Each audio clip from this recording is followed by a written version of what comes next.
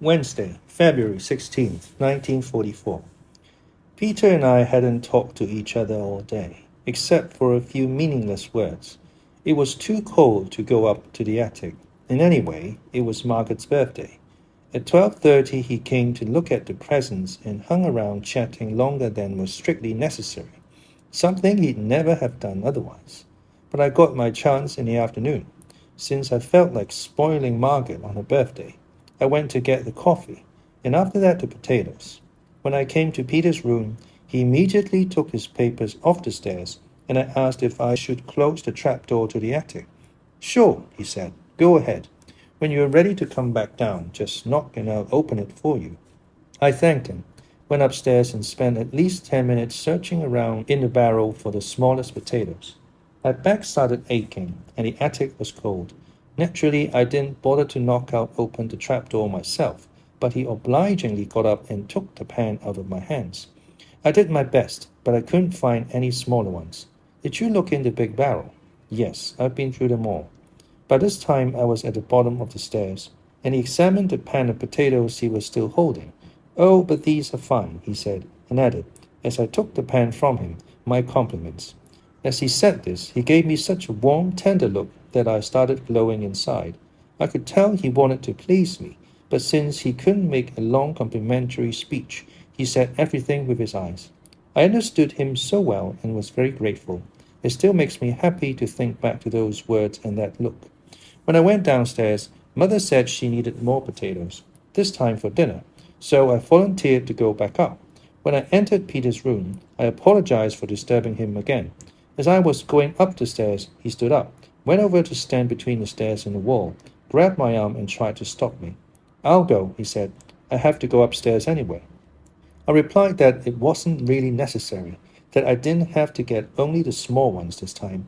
Convinced, he let go of my arm. On my way back, he opened the trapdoor and once again took the pan from me. Standing by the door, I asked, "What are you working on?" "French," he replied. I asked if I could take a look at his lessons. Then I went to wash my hands and sat down across from him on the divan. After I'd explained some French to him, we began to talk. He told me that after the war, he wanted to go to the Dutch East Indies and live on a rubber plantation. He talked about his life at home, the black market, and how he felt like a worthless bum.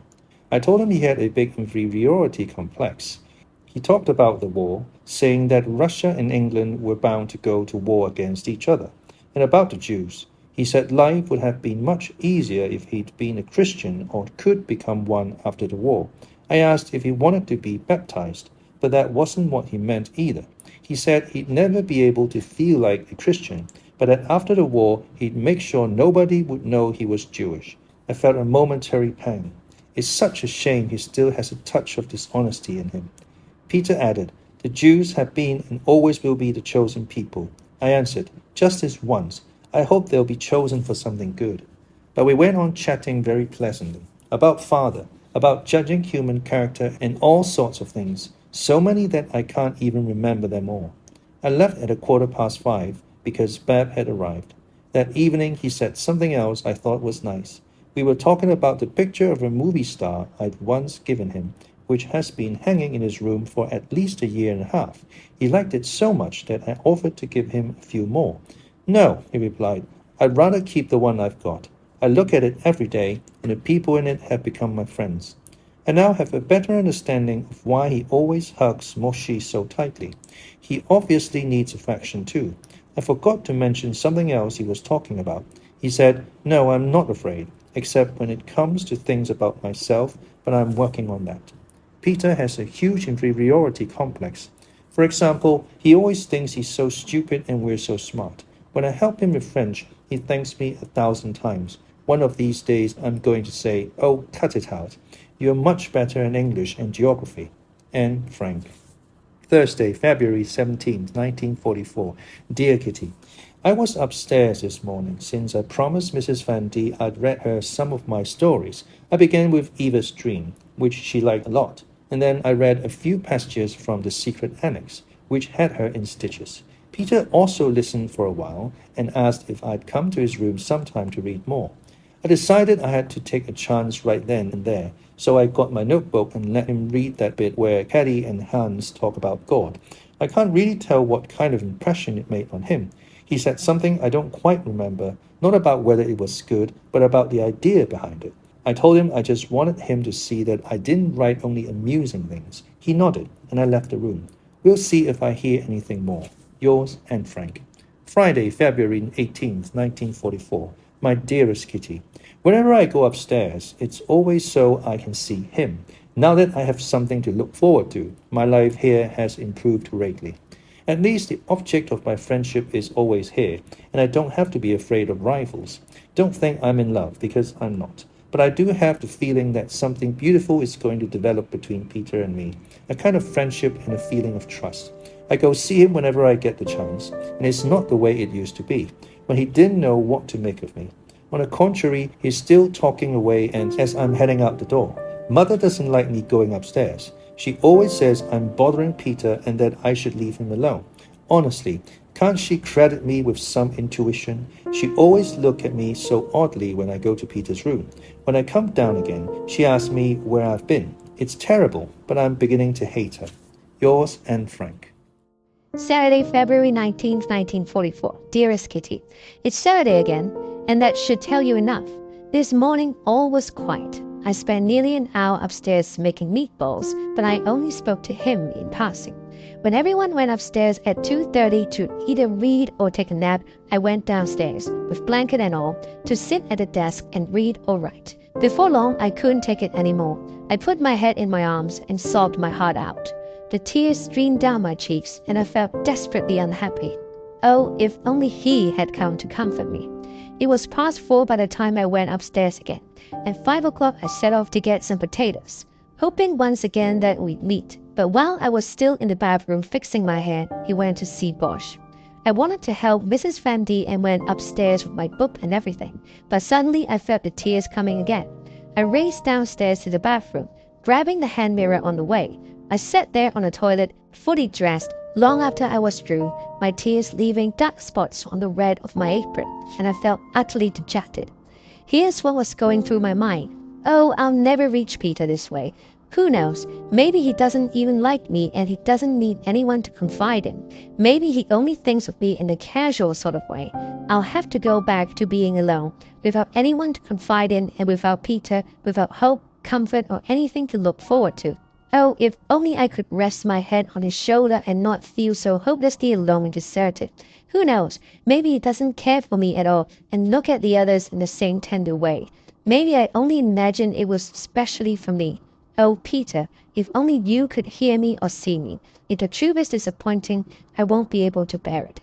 A little later, I felt hopeful and full of expectation again, though my tears were still flowing on the inside. Yours and Frank. Sunday, February 20th, 1944. What happens in other people's houses during the rest of the week happens here in the annex on Sundays. While other people put on their best clothes and go strolling in the sun, we scrub, sweep, and do the laundry. 8 o'clock, though the rest of us prefer to sleep in. Dusso gets up at 8. He goes to the bathroom, then downstairs, then up again, and then to the bathroom, where he devotes a whole hour to washing himself. 9:30. The stoves are lit, the blackout screen is taken down, and Mr. Van Daan heads for the bathroom. One of my Sunday morning ordeals is having to lie in bed and look at Dusso's back when he's praying. I know it sounds strange, but a praying Dusso is a terrible sight to behold. It's not that he cries or gets sentimental, not at all, but he does spend a quarter of an hour, an entire 15 minutes, rocking from his toes to his heels, back and forth, it goes on forever. And if I don't shut my eyes tight, my head starts to spin. 10:15. The Van Daans whistle. The bathroom's free. In the Frank family quarters, the first sleepy faces are beginning to emerge from their pillows. Then everything happens fast. Margaret and I take turns doing the laundry. Since it's quite cold downstairs, we put on pants and head scarves. Meanwhile, Father is busy in the bathroom. Either Margaret or I have a turn in the bathroom at 11, and then we're all clean. 11:30, breakfast. I don't dwell on this, since there's enough talk about food without my bringing the subject up as well. 12:15, we each go our separate ways. Father, clad in overalls, gets down on his hands and knees and brushes the rug so vigorously that the room is enveloped in a cloud of dust. Mr. Dusso makes the beds, always whistling the same Beethoven violin concerto as he goes about his work. Mother can be heard shuffling around the attic as she hangs up the washing. Mr. Van Dam puts on his hat and disappears into the lower regions, usually followed by Peter and Mushy. Mrs. Van D dons a long apron, a black wool jacket and overshoes, winds a red wool scarf around her head, scoops up a bundle of dirty laundry and, with a well-rehearsed washerwoman's nod, heads downstairs. Margaret and I do the dishes and straighten up the room. Wednesday, February 23rd, 1944. My dearest Kitty, the weather's been wonderful since yesterday, and I've perked up quite a bit. My writing, the best thing I have, is coming along well. I go to the attic almost every morning to get the stale air out of my lungs. This morning when I went there, Peter was busy cleaning up. He finished quickly and came over to where I was sitting on my favorite spot on the floor. The two of us looked out at the blue sky, the bare chestnut tree glistening with dew, the seagulls and other birds glinting with silver as they swooped through the air, and we were so moved and entranced that we couldn't speak. He stood with his head against a thick beam, while I sat. We breathed in the air, looked outside, and both felt that the spell shouldn't be broken with words. We remained like this for a long while, and by the time he had to go to the loft to chop wood, I knew he was a good, decent boy. He climbed the ladder to the loft, and I followed. During the 15 minutes he was chopping wood, we didn't say a word either. I watched him from where I was standing, and could see he was obviously doing his best to chop the right way and show off his strength. But I also looked out the open window, letting my eyes roam over a large part of Amsterdam, over the rooftops and on to the horizon, a strip of blue so pale it was almost invisible. As long as this exists, I thought, this sunshine and this cloudless sky, and as long as I enjoy it, how can I be sad? The best remedy for those who are frightened, lonely, and unhappy is to go outside, somewhere they can be alone with the sky, nature, and God. For then, and only then, you can feel that everything is as it should be and that God wants people to be happy amid nature's beauty and simplicity. As long as this exists, and that should be forever, I know that there will be solace for every sorrow, whatever the circumstances. I firmly believe that nature can bring comfort to all who suffer. Oh, who knows? Perhaps it won't be long before I can share this overwhelming feeling of happiness with someone who feels the same as I do. Yours, Anne. P.S. Thoughts to Peter.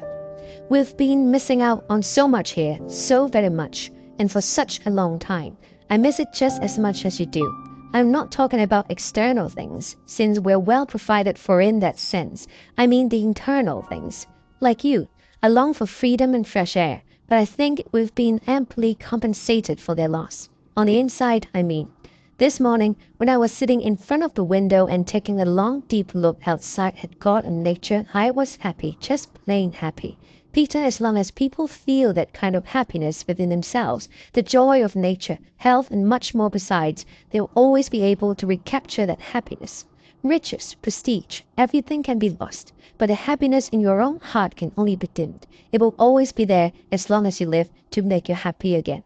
Whenever you are feeling lonely or sad, try going to the loft on a beautiful day and looking outside, not at the houses and the rooftops, but at the sky.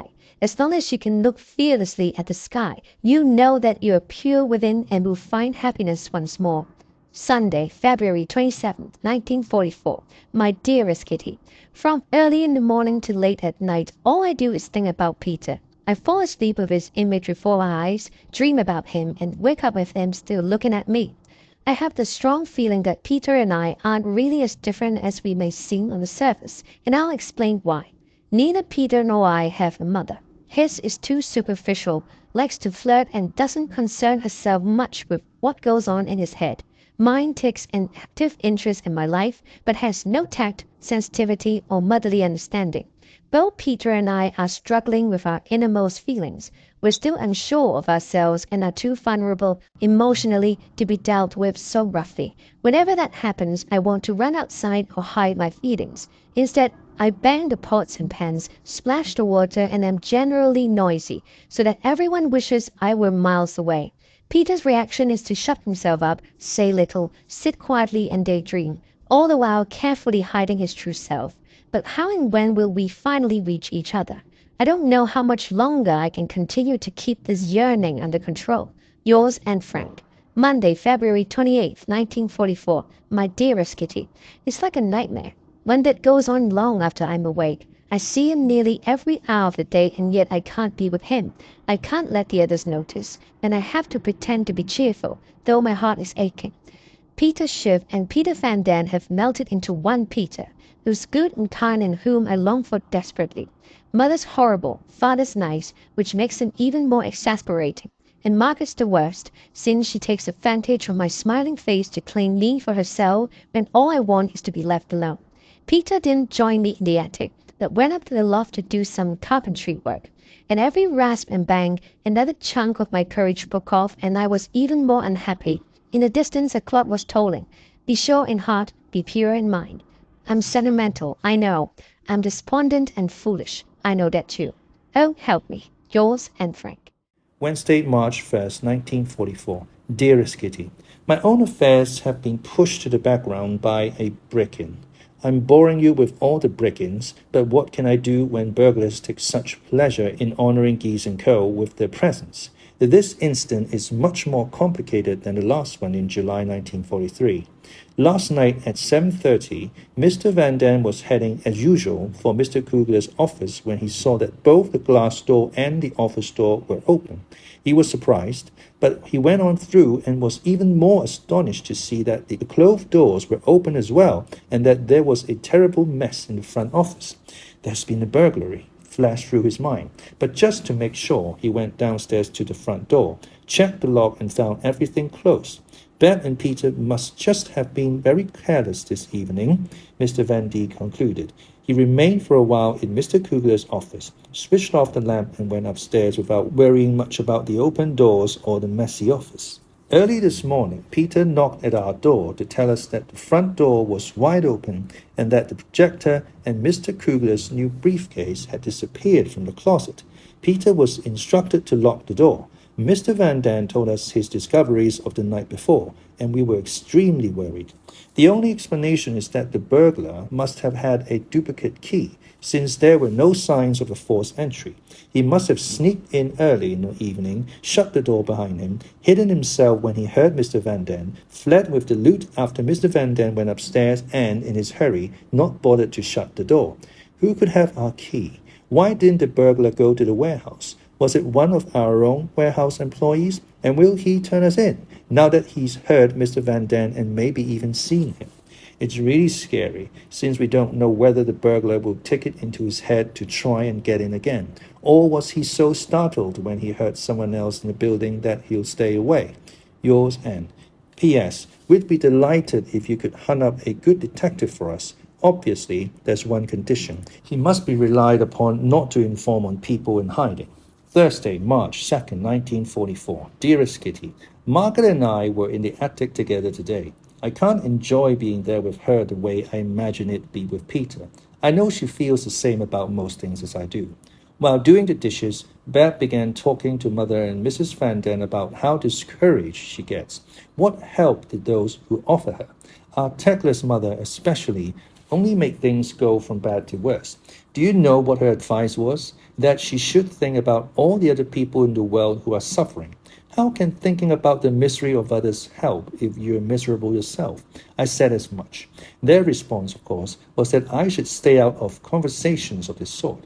The grown-ups are such idiots. As if Peter, Margaret, Beb, and I didn't all have the same feelings. The only thing that helps is a mother's love of that of a very, very close friend. But these two mothers don't understand the first thing about us.